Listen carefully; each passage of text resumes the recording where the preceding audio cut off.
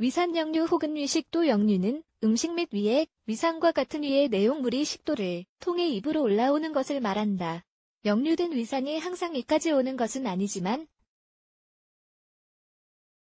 식도를 따라 40cm가량 올라오는 경향이 있으며 쓰라림이나 위산이 과다한 느낌을 유발한다. 위산 역류는 과식 혹은 고지방 식사를 한 후 몸이 기울어져 있을 때나 누워있을 때 발생한다.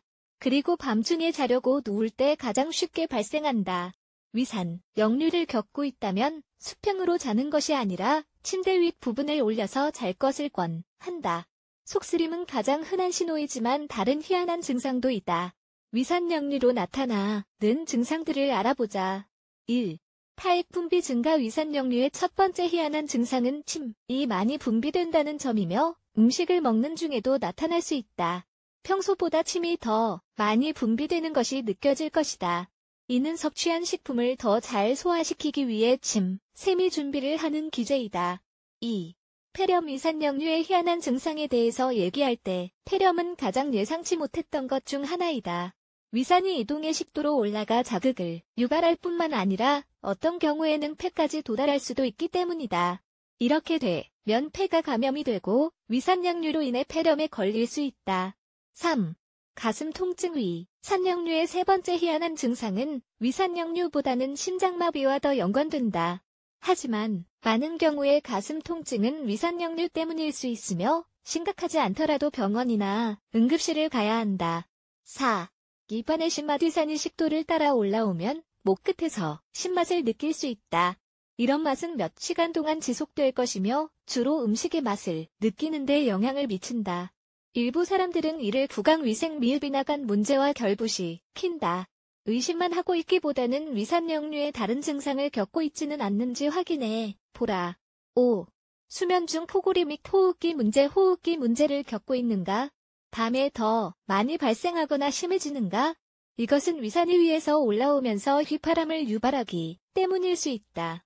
또한 위액이 호흡기 관으로 넘어오면서 기침 및 수면 무호흡을 동반한 자극과 감염을 유발할 수도 있다. 6.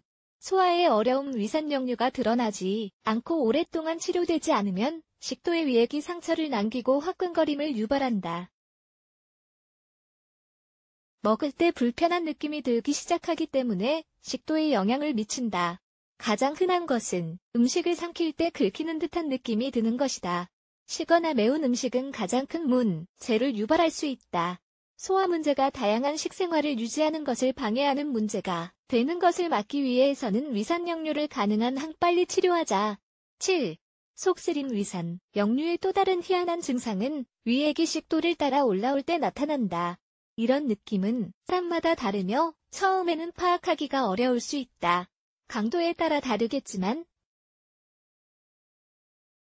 경미한 불편감이나 격렬한 가슴 통증을 경험할 수도 있다. 8. 역류. 이것은 위산이 식도를 따라 역류할 때 생기는 느낌이다. 어떤 경우에는 구토를 유발할 수도 있다. 이런 증상이 자주 발생하면 치아 에나멜이 침식되고 치아 문제를 유발할 수도 있다. 9. 소화불량. 소화불량은 위의 윗부분에서 느껴지는 불편감을 동반하는 소화장애이다. 가끔은 통증이 있을 수 있으며 항상 위산 역류 증상으로 나타난다. 일부 사람들은 다음의 증상을 느낄 수도 있다.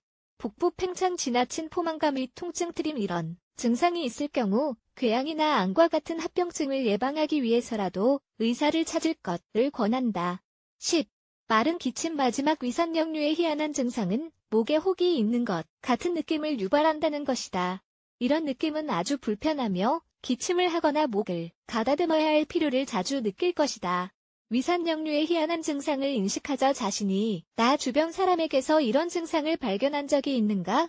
그렇다면 위산 역류가 있는지 여부를 확인하기 위해 필요한 검사를 받을 수 있도록 전문의의 도움을 받기를 권한다. 제때 진단을 받으면 치료가 더 간단해지며 보통은 몇 가지 습관을 바꾸거나 부식품을 더하고 빼는 것으로 식단을 바꾸는 것만으로 충분하다.